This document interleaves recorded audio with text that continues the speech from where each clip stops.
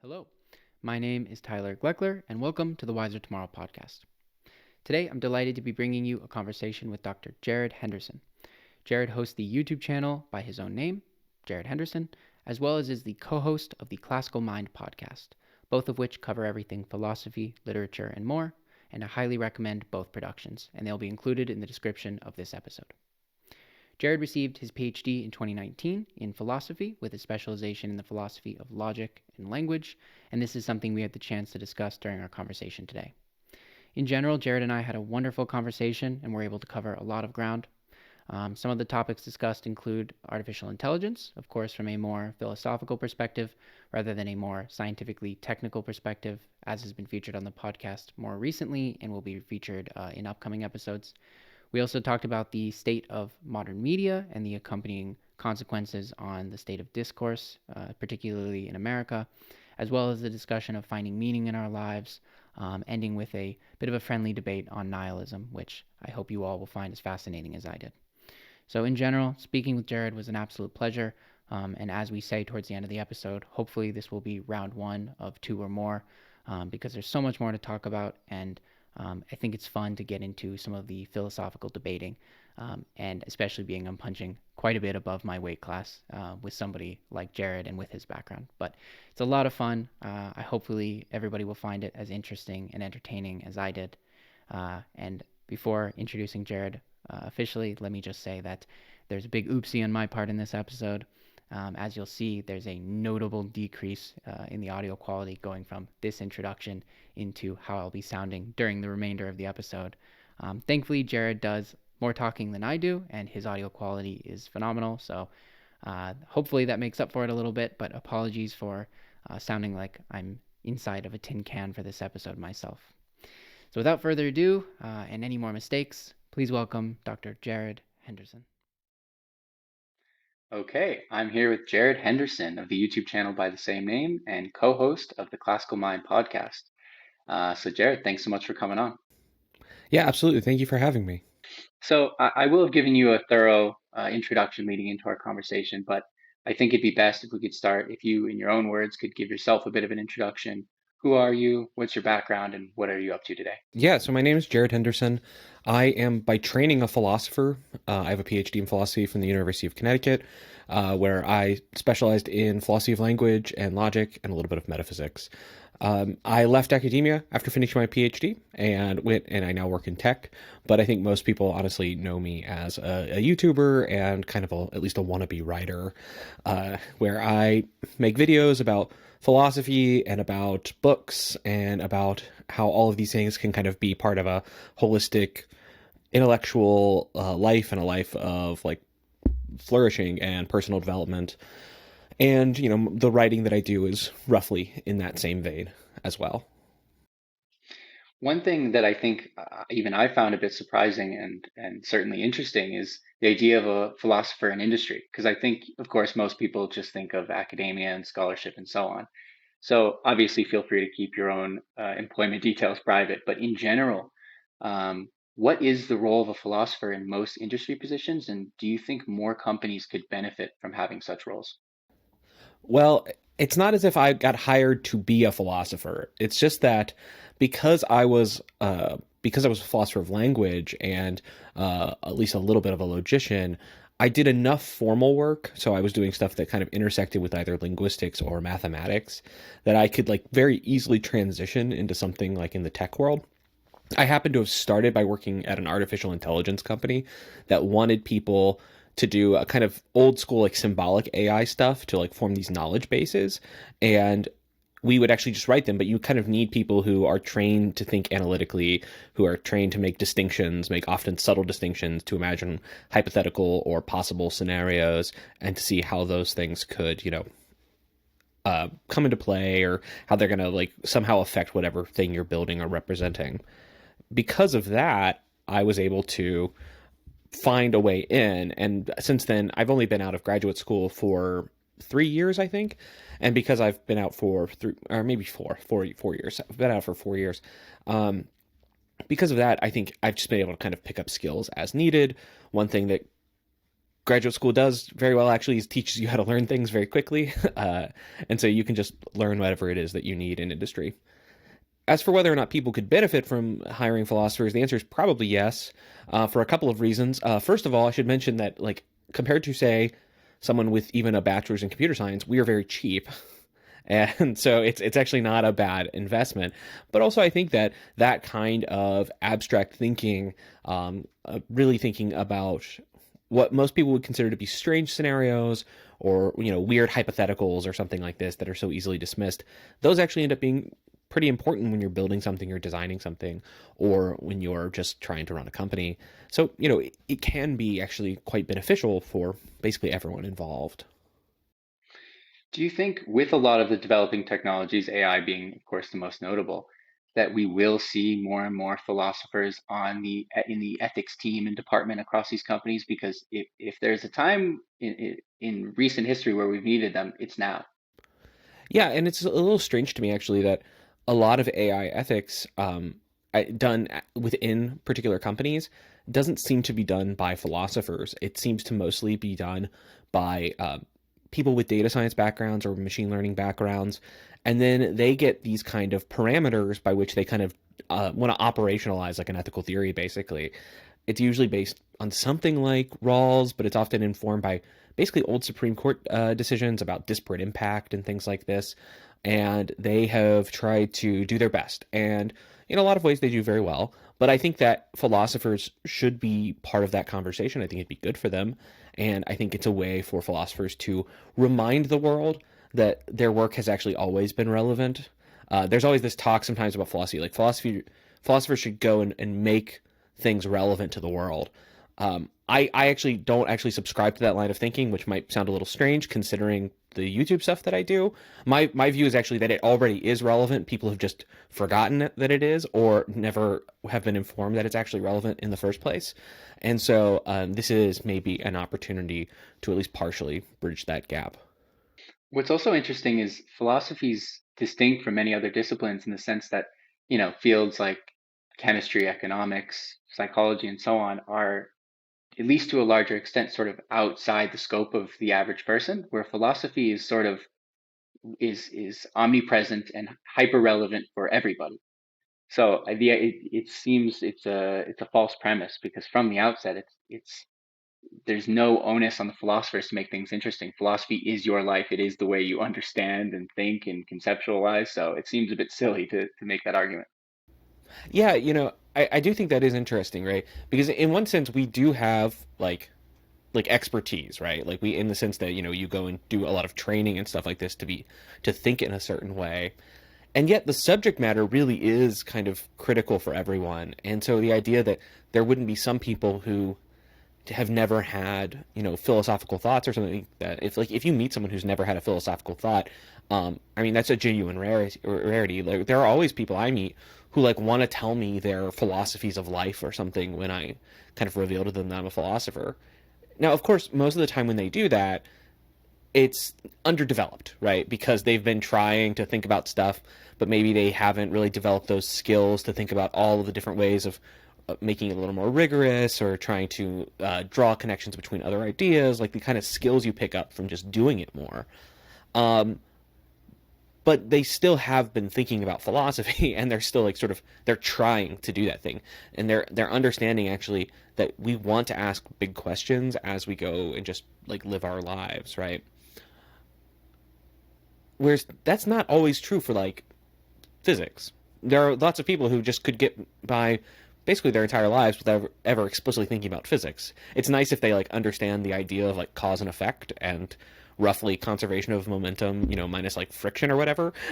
But just to like be able to play pool or something. But like but they don't have to like think about the theories so much. And yet I find people who want to talk about like what it is to live a good life, or even on like the metaphysics side of things, you'll get some random guy who's just like, ever since I was like 14, I've been really obsessed with the idea of whether or not holes exist, right? Which is like a metaphysical question.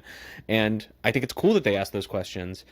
Um, and yet still at the same time, some of those same people might turn around and say, but like, yeah, what philosophers, like who needs a, and I wish that weren't that disconnect didn't exist. It just seems to.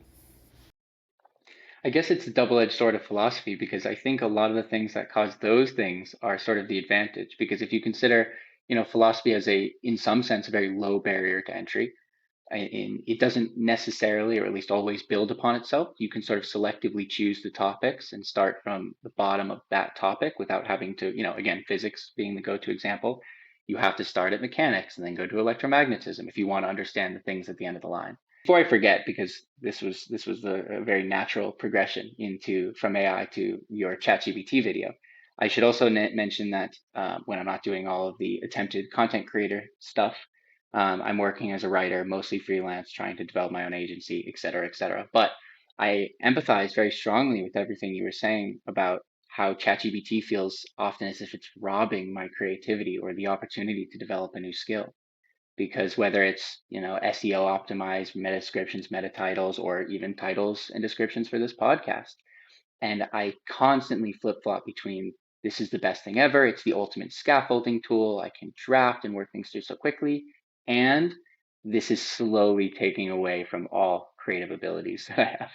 No, I just wanted to see again if you could sort of, for those who may not have seen that video, if you could sort of give a brief summary of your sentiments and any thoughts since then.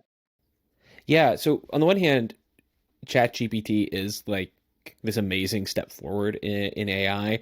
I find it very funny actually that a lot of discussion you'll see is about people arguing about whether or not it's like a genuine revolution.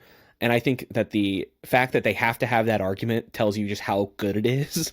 Even if like it turns out it's not by whatever definition of revolution they have, not like revolutionary, but it's still amazing. It can do so much. Um, but my general view is that I kind of have this view of human beings as things which are in need of development, and that we need to be sort of improved. And I don't mean this in like either like a transhumanist kind of way where we're gonna like upload our brains into or like our minds into software or something like this, or in like a really negative sense of like, wow, how terrible we are, we need to get better. I mean this in like a really simple way because I'm heavily influenced by philosophers like Aristotle, where I view it as like our natural state is just undeveloped. Like we just need to improve these things, and we call that mostly becoming virtuous.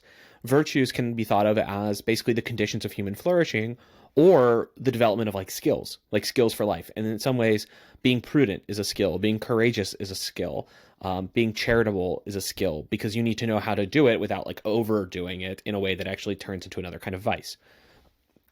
Um, and what I worry about with something like ChatGPT is that in order to become a good writer, or in order to become good at basically anything, you have to do a lot of really boring practice in order to get there.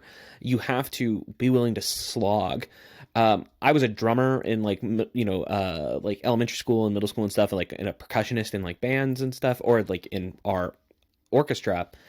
And the thing you do when you want to become better at like playing the snare drum is you do rudiments, right? And rudiments are really boring. They eventually kind of become fun when you're really good because you can do them really fast. But at first, they're really, really boring, but you have to do them over and over again to get it right. It's the same way, like if you're a piano player, you need to play scales a lot, and you need to uh, work on the actual technique of hitting the key in the appropriate kind of way. And that stuff is really boring. And it's really easy if we had shortcuts where we could just offload that stuff, we would quickly want to do it in order to go focus on other stuff that's like really important.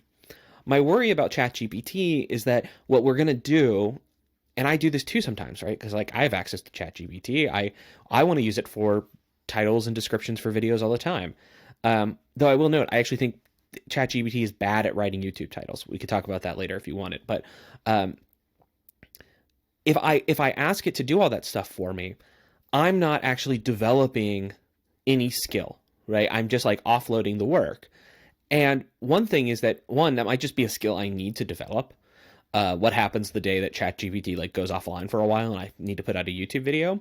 But two, actually by being better at like writing titles, YouTube videos, I'm actually getting better at packaging my ideas, which actually is making me better at telling a story in my videos, which actually is making better content overall, which is serving my broader goal of introducing like great books and great ideas to a wider audience.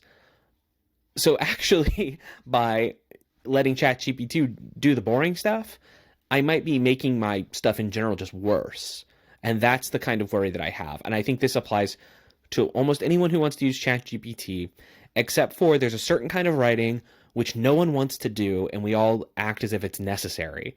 And people, maybe that's a case where we could use it. Though I think that ends up being just a really good argument for the fact that it was unnecessary and we should just stop doing that kind of writing. If it turns out like your campaign, like your marketing campaign, can be written like this, it's like, man, this is just the best argument ever against advertising. But those things aside, for the most part, when we are using ChatGPT to write, or eventually it's going to be to build websites or to code or something like this, you're just not going to be as good at it anymore. Like on an individual level. And maybe you can actually produce things that are just as good because we'll be able to automate more and more stuff away. But you as an individual will be less skillful. And I think that there's just value in being skillful. And that's roughly my concerns about ChatGPT.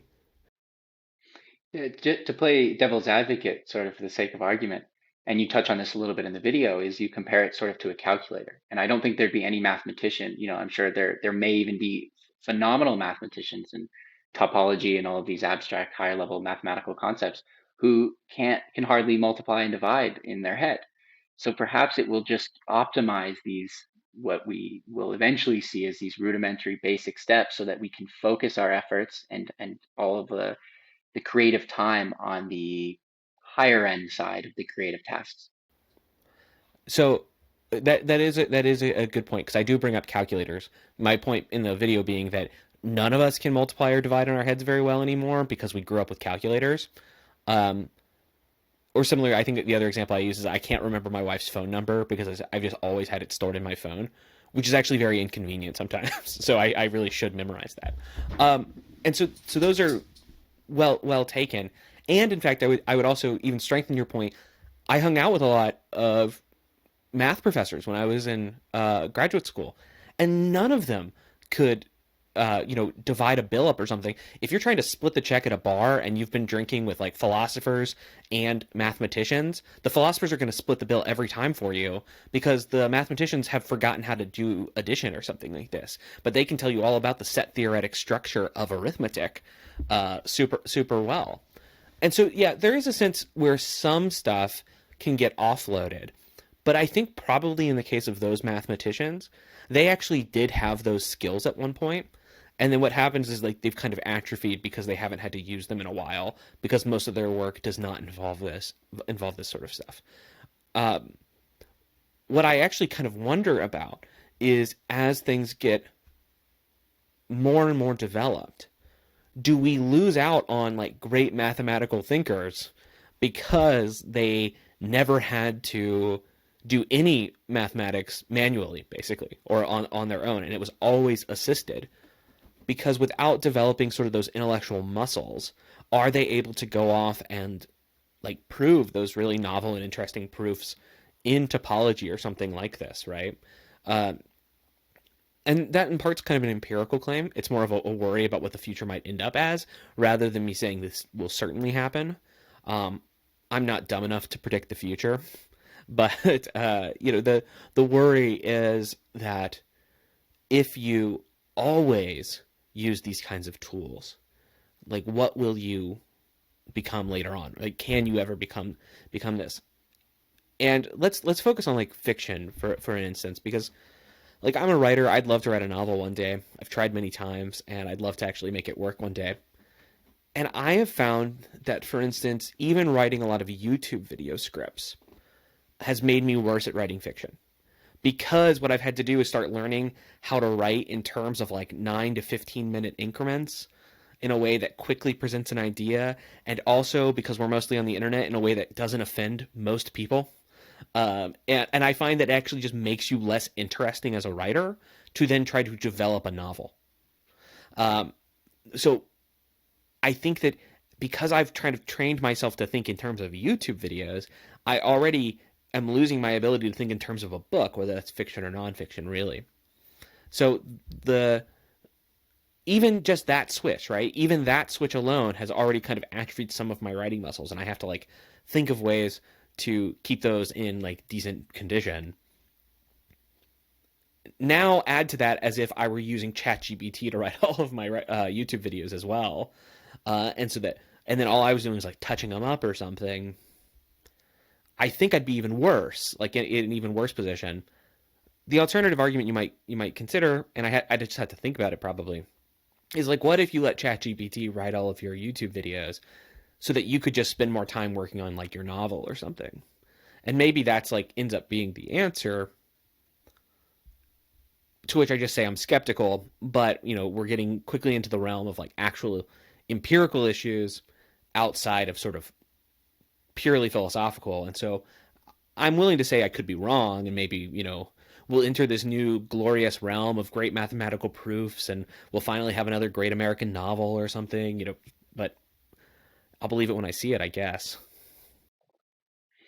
Sure. And I do think it's very interesting to consider all of the potential implications if the technology progresses at anything like the rate that it has over the last couple of years. And one interesting question that comes to mind, again, we'll use mathematics as an arbitrary example, is if we get to the point, whether it's a general AI or some sort of specialized mathematical AI, that can actually develop proofs beyond what any living mathematician is able to do, at that point, we have to ask ourselves the question, is math still a human endeavor? Is it worth it to continue doing something that we have technology that will, 10 times out of 10, beat us at? So what are your thoughts on that? Is it still a worthwhile project in that regard, or do we hang up our coat at that point? I do think it's still worthwhile, but we have to kind of change what it is for something to be worthwhile. We have to ask ourselves that question, which is something we haven't had to do for a very long time. We've been able to run together two ideas: that there's value in becoming a great mathematical thinker or being able to think of those proofs, that sort of human glimpse into like the Platonic realm, and to like see it and to write it down and codify it. And also there's something great about just like getting things right. And I think what's going to happen basically, or what could happen in these kinds of scenarios really, is that the AI is just better at us than us at getting it right. It's going to be faster. It's going to be able to go further than us. And yet, the value of just having human beings who can do that stuff still seems worthwhile. Just like to think about the notion of human excellence. Like, I am just like, I love the idea of human excellence. Like, human beings becoming better than they are, or becoming what they can actually be, or like what they can actually become, right? Like, we are acorns, and like I want to see us become oak trees. Like, this is what I mean. Even if we can build synthetic oak trees that are better than us, right? Who cares? I want us to be oak trees too. um a real life example of this probably is probably the world of chess right now, where like chess engines are remarkably powerful. And in fact, you put like the two best chess engines against each other, and they basically always draw at this point. And it might just be that chess, when played perfectly, really is a draw.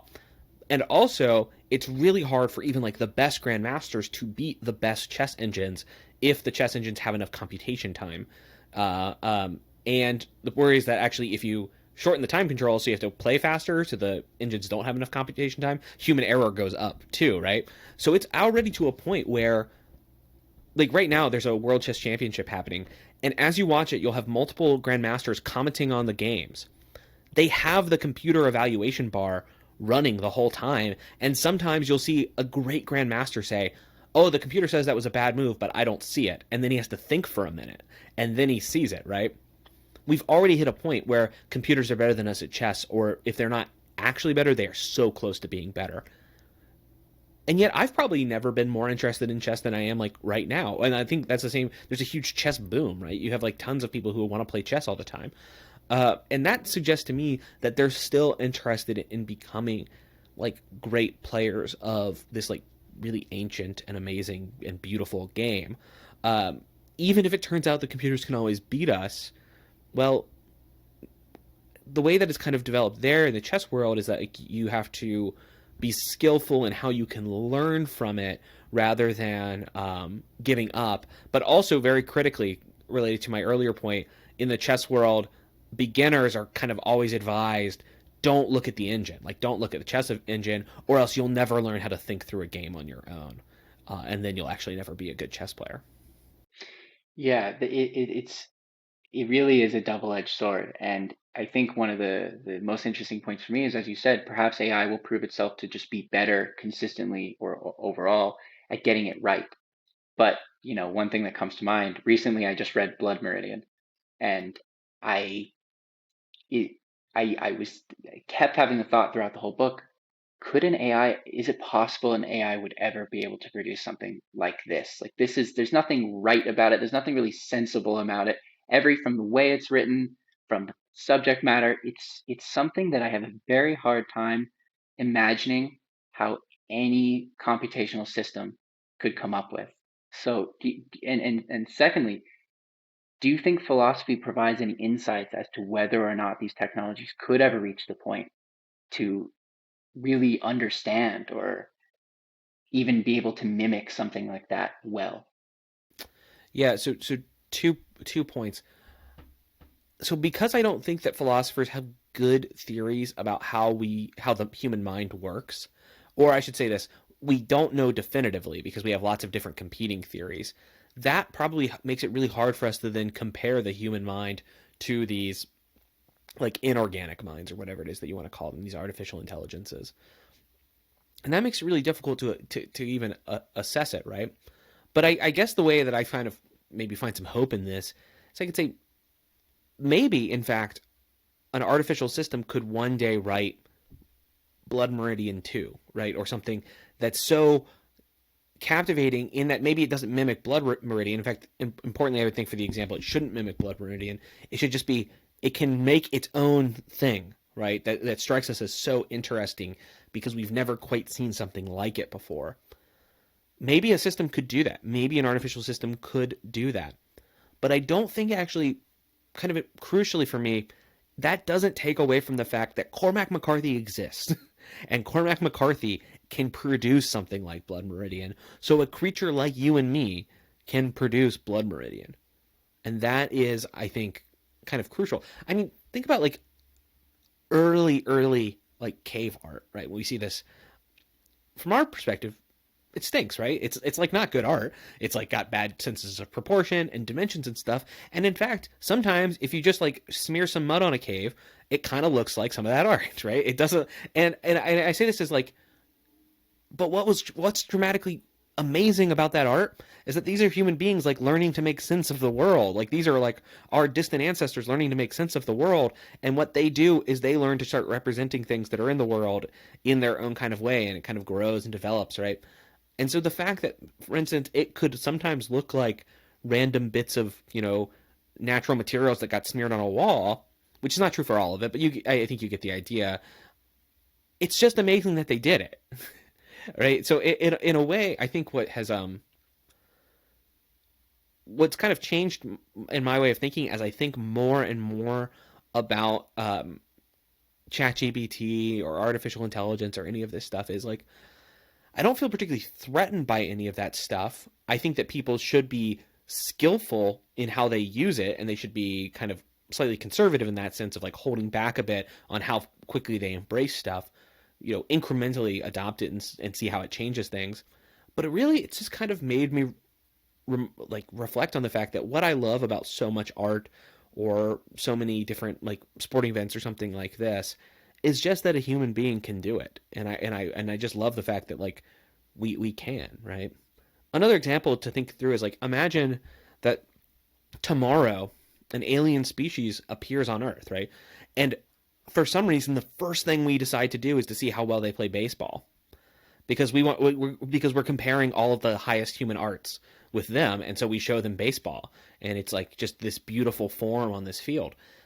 And it turns out they dominate, right? They just pick up the rules really fast, and like they can always throw a little bit faster, and they can always hit a little bit harder. Does that mean baseball is like no longer this beautiful thing for human beings? Probably not. It just probably means we'd have to have certain rules about how many aliens versus how many humans can be on a team and stuff like this. Your designated hitter can be an alien. That's the only reason we get to keep designated hitters, something like that. Like, that's the kind of thing we would do if we all just like burned our baseball jerseys and like threw away our gloves and said like, okay, I guess baseball's ruined now. No, that'd be the worst possible response. Yeah, I completely agree. And I think it just comes from a place of being at the top of the food chain and humans understanding themselves as the singly meaningfully intelligent species on the planet and the only one we know of in the universe. So, yeah, I agree. And I think if we did meet alien life, and inevitably that I think that would be maybe not baseball, but I think they're going to excel, exceed us in many other ways. That would be the conclusion quite quickly. Also, to shift from the AI topic for a moment, um, for some context, I suppose, I spent a semester at the University of Edinburgh, which was actually my first time to take a dedicated philosophy course. My own background is in chemistry, but I had some opportunity to sort of experiment a little bit, and I took an introductory logic course. Um, and it was nothing earth-shattering, didn't totally change my perspective on the world, but I will say, even at that point in my life, taking that course really made me be able to think through most things in my daily life much more clearly. And I was surprised because, again, this is not sophisticated content. This is pretty straightforward stuff, probably pretty universally. It's not special to Edinburgh or anything like that. Um, but your own background, or at least your academic specialty, is in the philosophy of language and logic. So just to sort of try and expose more people to these topics, if you could give just a brief rundown on what those topics are and their relevance to the broader field of philosophy. Yeah, so philosophy of language really is just the philosophical study of language. You can do this from a variety of methods and perspectives. I did it in a way that was just heavily influenced by semantics, like doing in linguistics. So a formal analysis of what terms mean, trying to understand them in a compositional manner, meaning how the terms come together to form meaningful units, and then trying to just give very general theories or very specific theories that can fit within general theories of how we communicate. But in logic, there's lots of different varieties of logic. That's one thing that I think really drives people away at first because they think of logic as this one unified thing. The kind of stuff that you probably did, and just guessing, was that you learned about some fallacies. So you learned about things like affirming the consequent or denying the antecedent if you were learning basic uh, formal fallacies. Maybe you learned some informal fallacies like ad hominems. Um, and then you probably did some basic translation of English into propositional logic, P's and Q's with ands, ors, ifs, nots, that sort of thing, right? That's probably you maybe did a basic deduction system on how to prove some arguments were valid, and you learned truth tables. Now, so all of the things are good and useful. You didn't talk about modal logic. You probably didn't talk about quantifiers. Probably didn't talk about inductive logic or probabilistic logic. You probably didn't talk about like fuzzy logics or non-classical logics or anything like this. And that's fine, right? It was an intro. It's an intro class. Logic is one of the cases, by the way, in philosophy where it is more like physics. That's your mechanics class. You just took mechanics. Congratulations, that's important. There's just so much else to take eventually. One way of thinking about logic, an older way of thinking about logic, is that logic is the art of reasoning. As we have moved, especially in the late 19th and early 20th century, to a more mathematical conception of logic, it really became, I would say, the study of truth preservation from premises to conclusions. So arguments are made up of premises, and they have a conclusion usually. Some logical systems have multiple conclusions. Those already become much more complicated. And we study how truth is preserved. What are the forms and patterns of reasoning, or that will get you from truth to truth? Is basically the idea. One of the things that's so useful about that is to just see how much actually of our ordinary reasoning is not strictly logical in like the deductive sense that you would have learned about in that class. We aren't often reasoning as if we were doing proofs or something.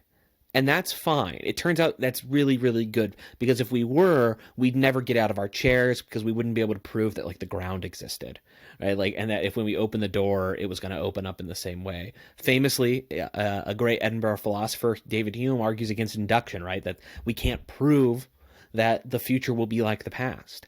So we have to kind of take these like leaps of faith, or these like inductive leaps throughout our ordinary life, and we do that for a lot of pursuits of knowledge. It's not strictly deduced, which again, like I said, is fine, but that does actually teach you some things. One, like figuring out what parts of the world you can use as just like strict deduction is useful, right? Aristotle has this idea. He says that basically every area of inquiry has its own corresponding and fitting level of precision.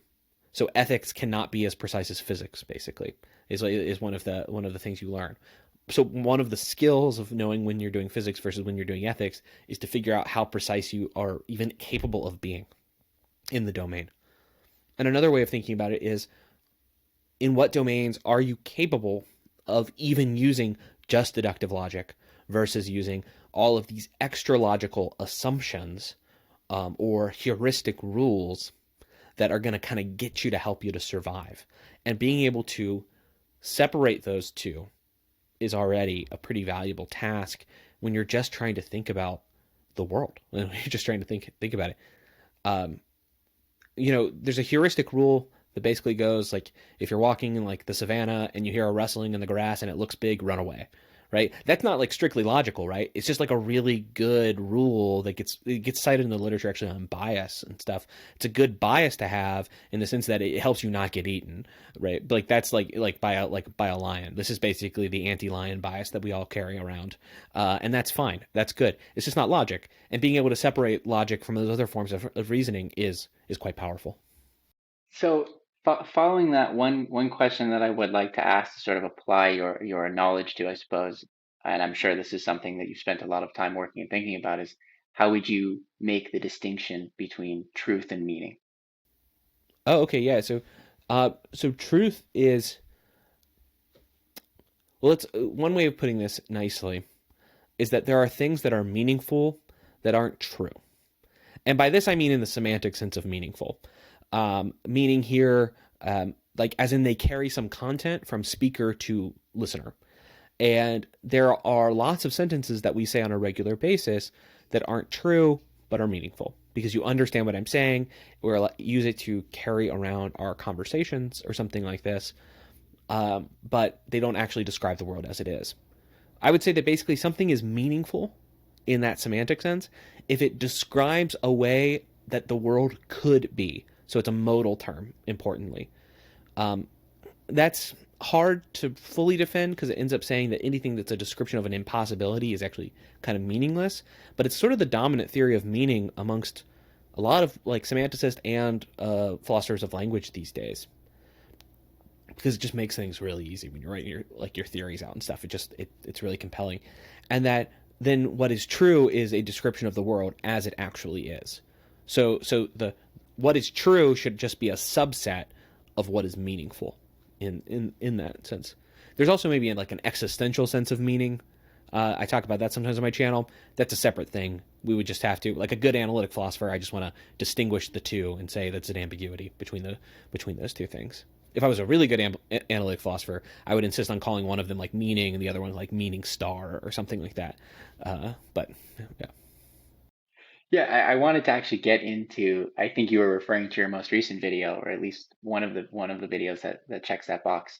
And for those who haven't seen it, it's titled "What to Do When Life Feels Meaningless." And again, you put forth several social conditions that you sort of suggest are some of the leading reasons why nihilistic thinking might be arguably more prevalent today than in the past. And again, just sort of trying to summarize the video for those who haven't seen it, you say the first is the death of God. I think that one's sort of self explanatory. The second is loss of a common narrative. And the third is the rise of bullshit, with bullshit being rigorously and academically defined, of course. Yeah. So I had to the define it so my one, mom wouldn't be really mad that I swore on videos.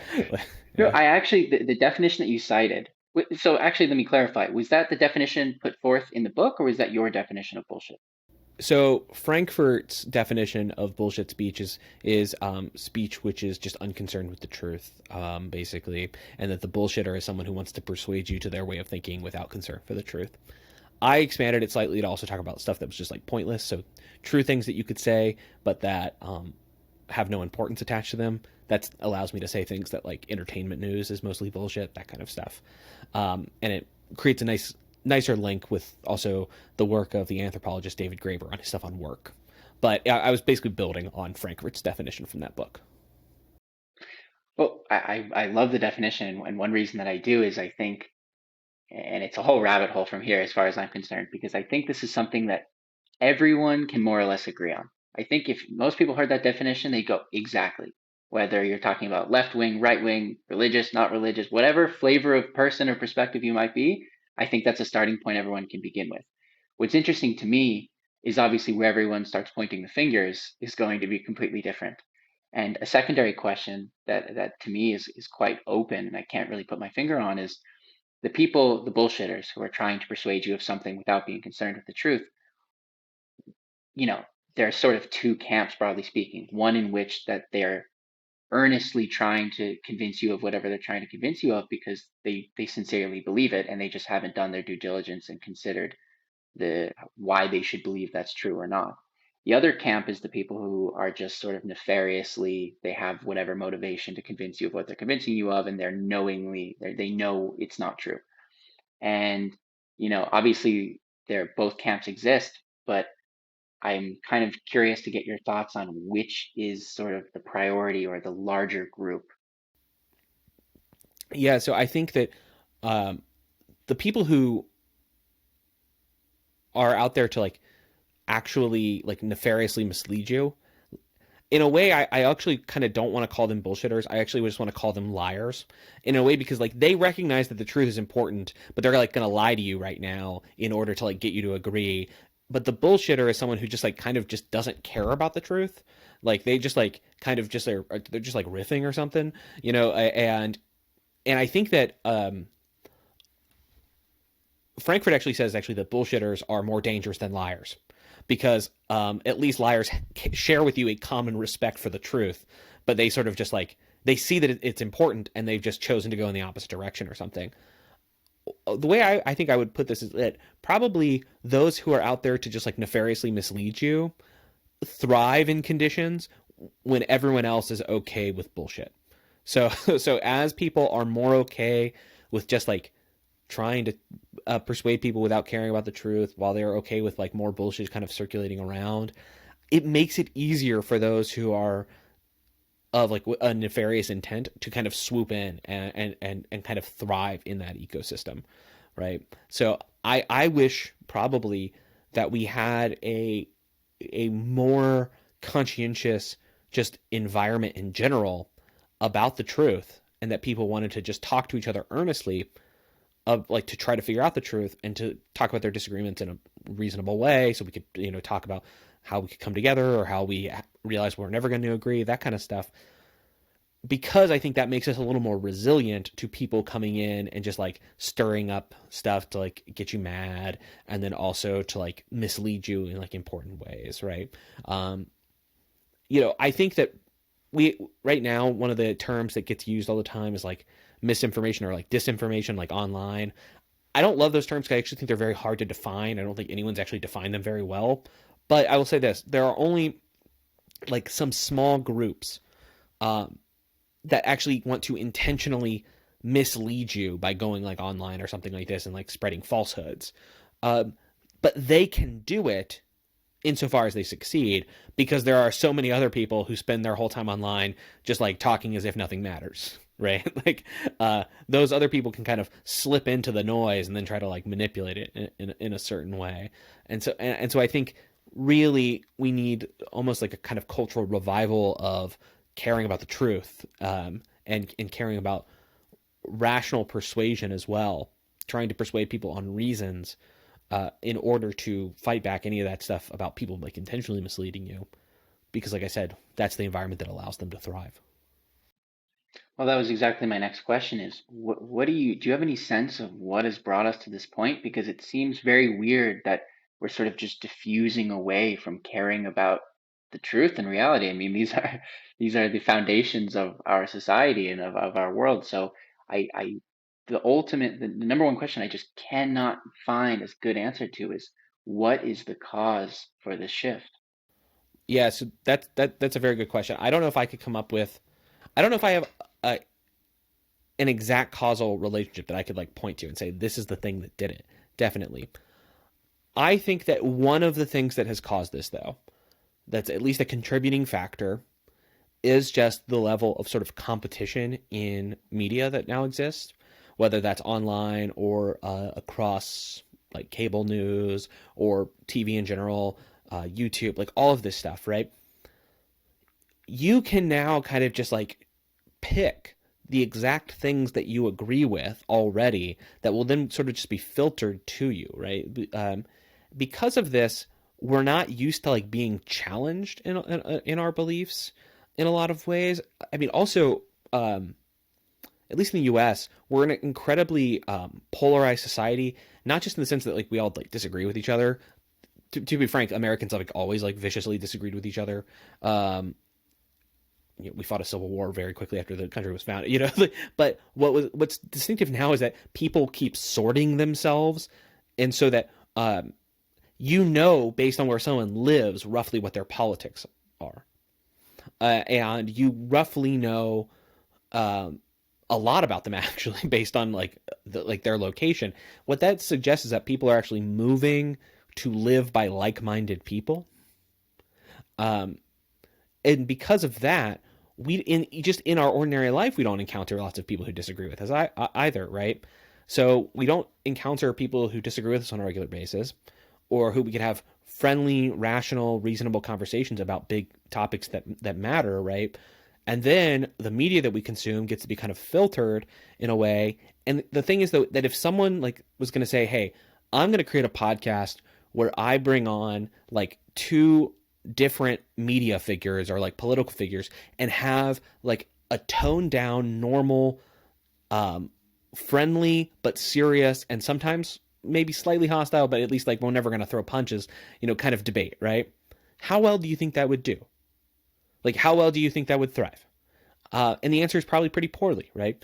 There was this TV show that used to exist in like, I think it started in like the 60s, maybe in the 70s, and then it went into even like the 90s by this conservative commentator, William F. Buckley Jr., right? This guy was a huge deal if you want to consider the history of American politics.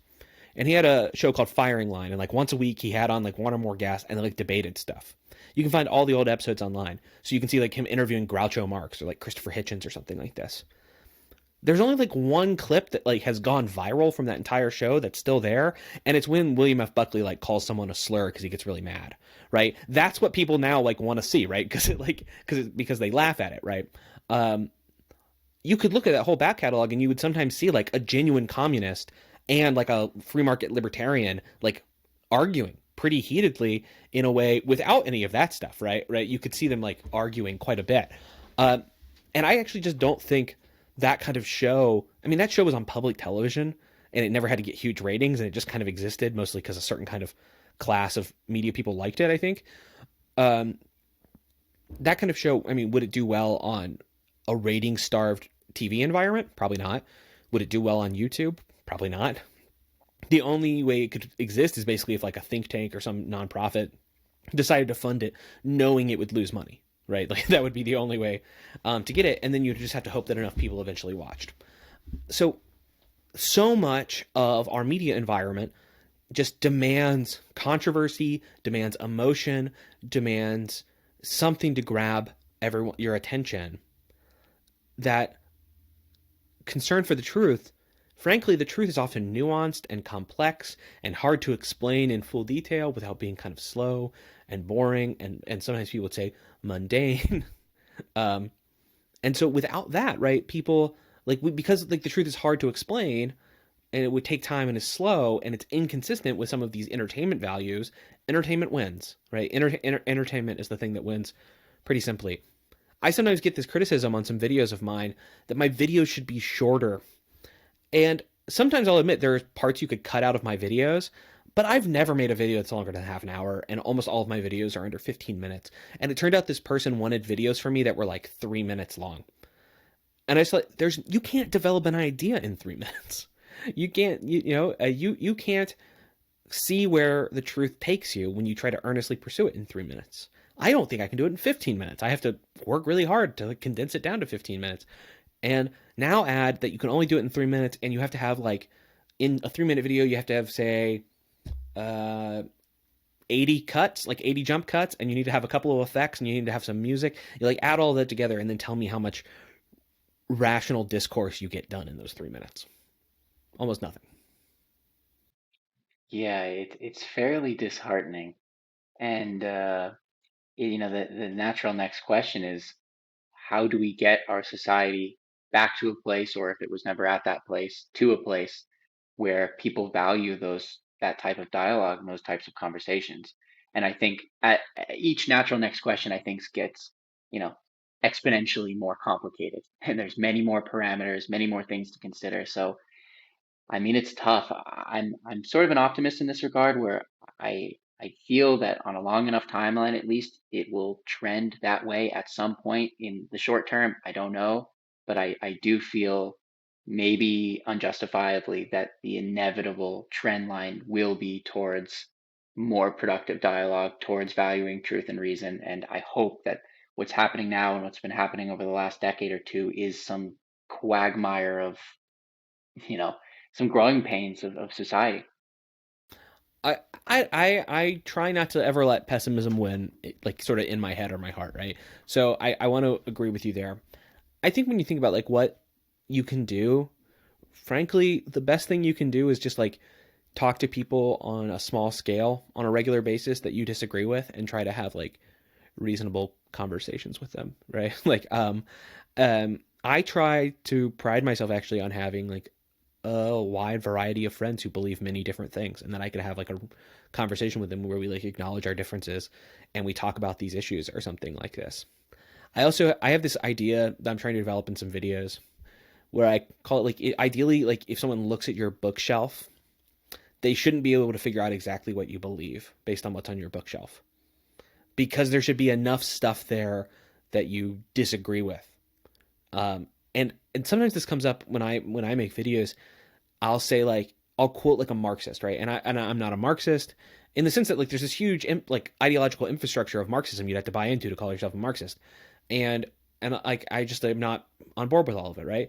And someone will be like, well, I can't believe that you would just like dismiss Marxism like that. Or someone will then say, well, if you're not a Marxist, why would you ever quote a Marxist, right? It's like you quote them when they make a good point, right?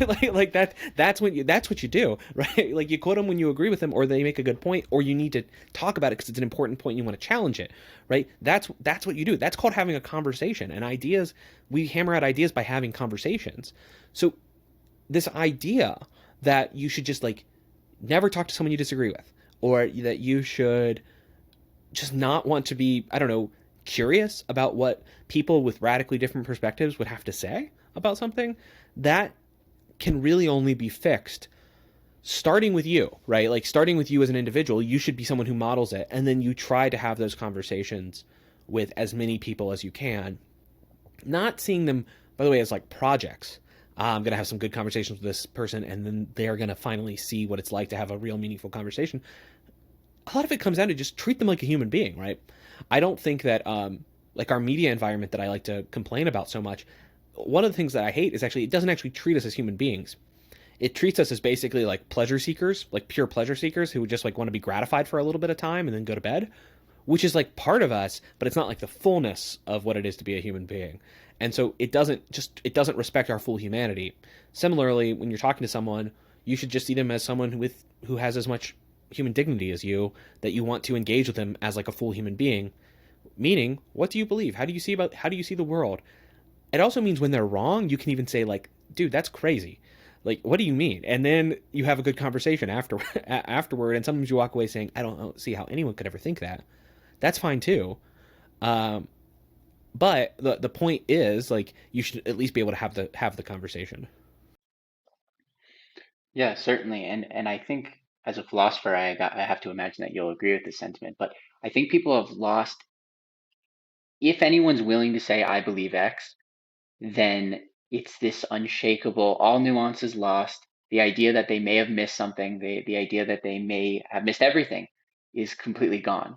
And it's like, I don't know how people walk around. Obviously, there's exceptions. Everyone should, I'm not saying that people shouldn't have the courage of their convictions, but you should always have it in your mind, no matter how sure I think I am of this, there's probably more to know. There's probably someone else to hear from. And at the end of the day, what do I know? And that humility, I suppose, it's hubris. Yeah, even if you're not willing to give up some of your beliefs, like some of your beliefs are just not on the table, right? And I think most of us are like this actually. We have to have some degree of belief that we're not willing to give up. Um, and so, like for instance, I mention this sometimes on the channel that I have like certain like religious convictions, right?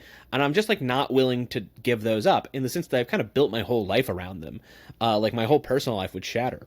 And that's not the only reason. I think there are good arguments for religious belief and stuff like this as a philosopher. But my point is, um, even though I'm not willing to give those up, I'm totally willing to read people who would criticize me like all the time for it. One of my favorite nonfiction writers was Christopher Hitchens.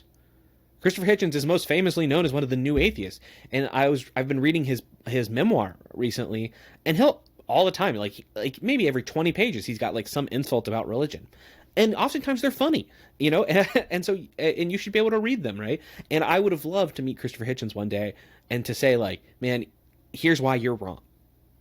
And I have a feeling actually that he would have really enjoyed it. He would have really enjoyed it. He talks about this actually a little bit in the book of he was much more radical in college, like when he was in Oxford, and then he just started meeting more people that he would even describe as basically fascist. And he's like, and I came to kind of like them as people, and I've never stopped thinking they're despicable. And he seemed to be able to hold those two things in tension in a really well way that made him like very interesting to read. Yeah, it really is exactly that, and I think he epitomizes that sentiment because yeah, I also agree. I'm quite confident he would enjoy that as well because he obviously understands that it's just sort of outside the interpersonal relationship that you might have with that person. It's the battleground of ideas, as people like to say. Yeah.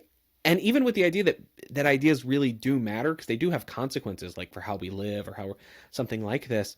But like, um, but we have to have the battle, right? Too, we have to in a way that's understanding that sometimes you're going to change your mind. One of the problems is like the more you increase the intensity of the debate, the more you ramp up the rhetoric. When you change your mind, as will eventually happen about something, it's a tragic moment for you suddenly.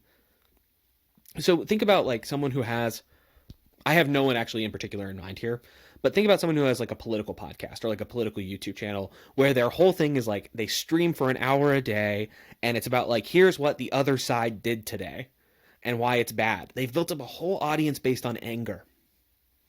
And then one day they are like, wait, actually what that other side's doing is actually really good that time. Like that time it was really good.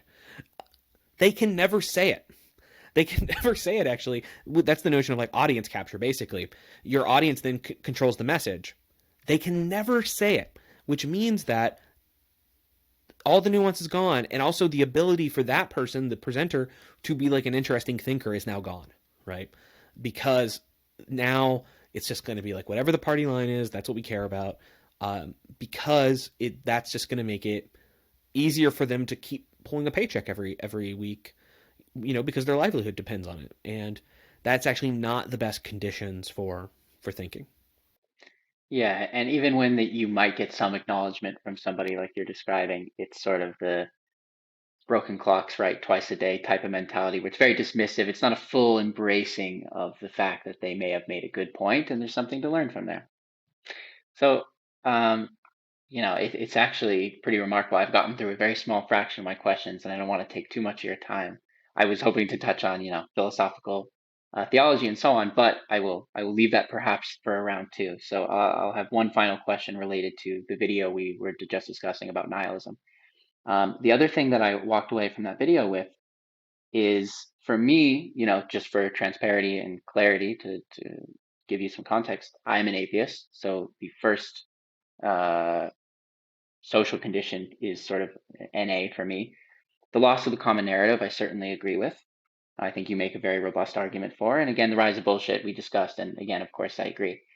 The thing for me, I still, like everybody, suffer from some toxic nihilistic thinking here and then, but I think it was much worse in the past. And I think for me, the thing that made all the difference was, and I'm hesitant to word it this way, but I will, is accepting nihilism in some sense. Like I currently look out at the world and I say, I do not believe confidently that there is a purpose or meaning, at least in this broad universal sense, like a fundamental meaning to my life in general, etc.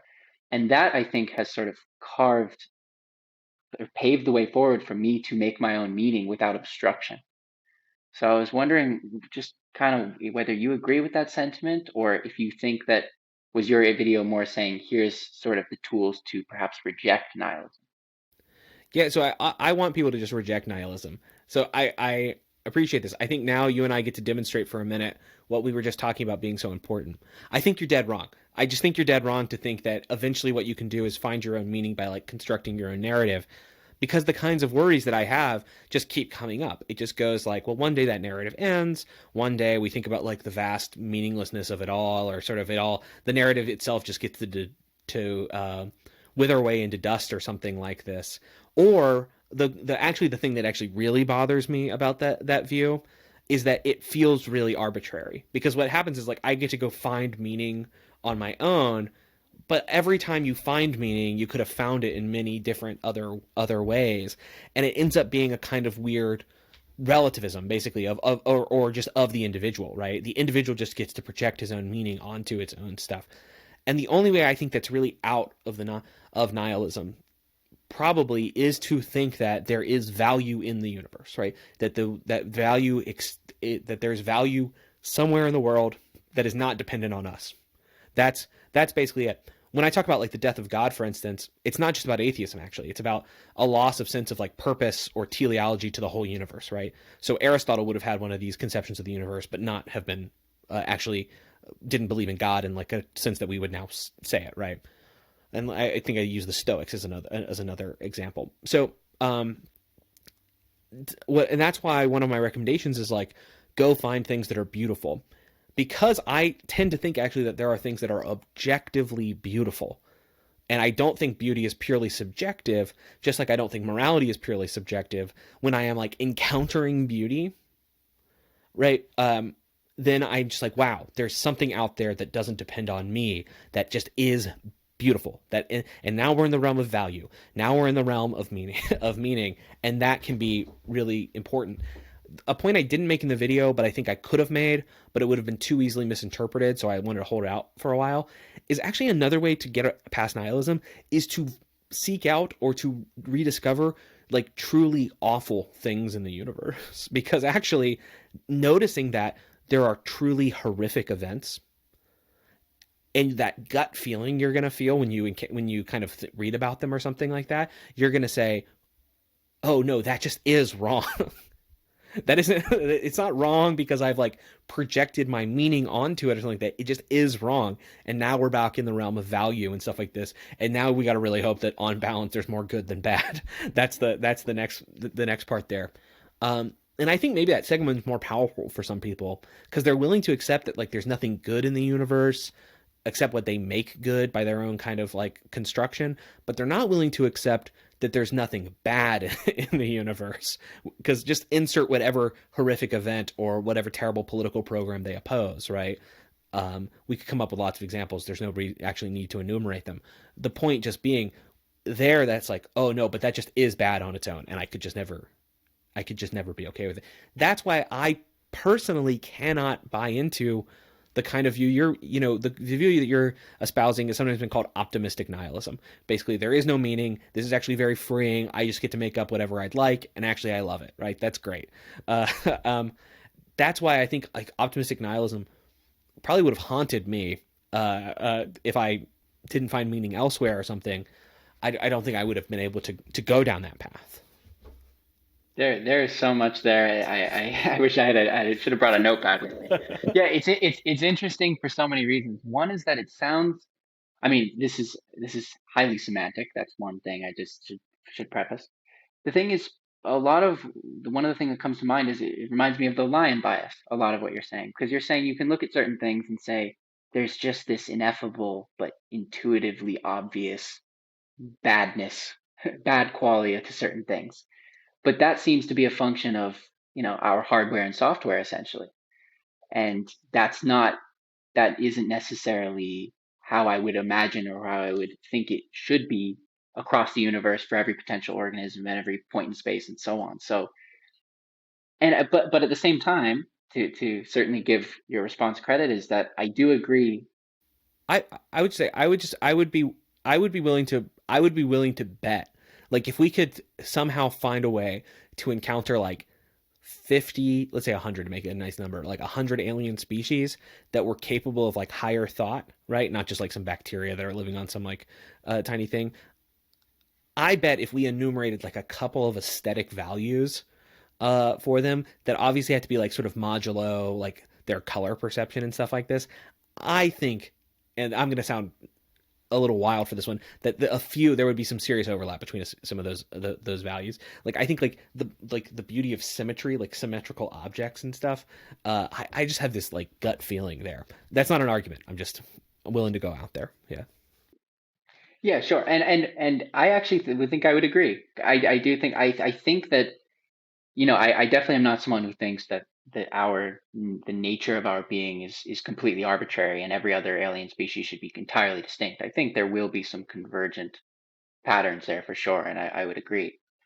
But I'm still, I mean, it's certainly something I'll have to think about more because as you outlined it, I agree. I mean, it's sort of you can imagine how how bad that could get when somebody says there's no purpose, it's all arbitrary, let me do as I please.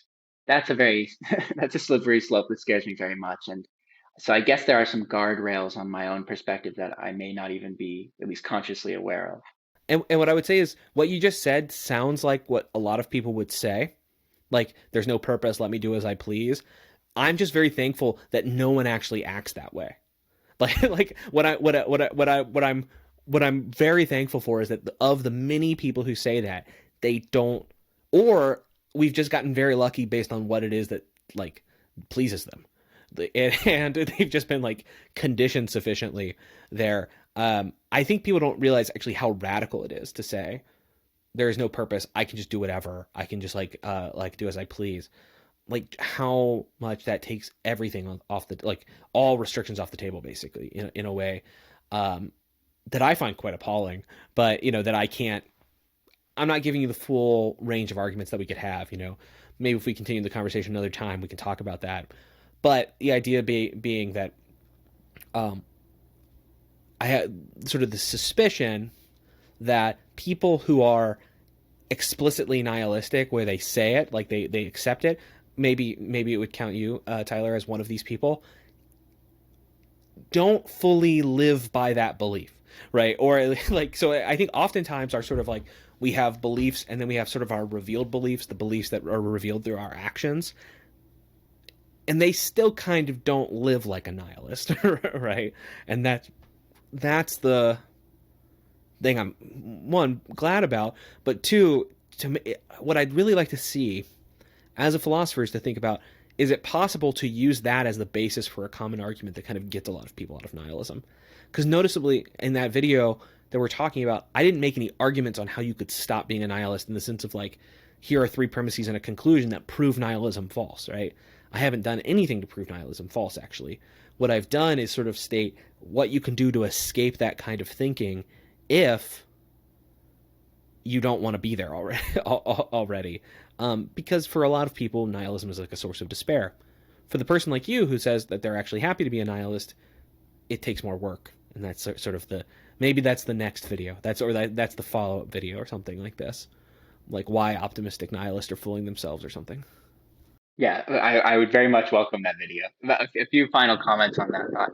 One, I guess I wouldn't say I'm happy to be. It's not that I'm happy to be in that position. It's more of that's, I suppose, the most satisfactory conclusion thus far that I've been able to rationalize in my life. But you are right, because it is difficult to sit here and tell you I don't believe there's any meaning or purpose or so on, and then try to explain my very, I would say, pretty normal behavior. I'm not doing anything crazy. I'm not running around destroying the world. So yeah, again, and that's also interesting because I don't have an explanation. I don't know how to reconcile those two things, and yet I, as the subjective agent, feel that this is consistent. It's a difficult thing to sort of parse in even my own head. But yeah, if you are interested in doing a round two at some point in the future to dig deeper into this topic and other topics, it would be my pleasure because this has been wonderful. Yeah, that could be a lot of fun. Awesome. Okay, well, again, thank you so much for coming on. I really appreciate it. Yeah, well, thank you for having me.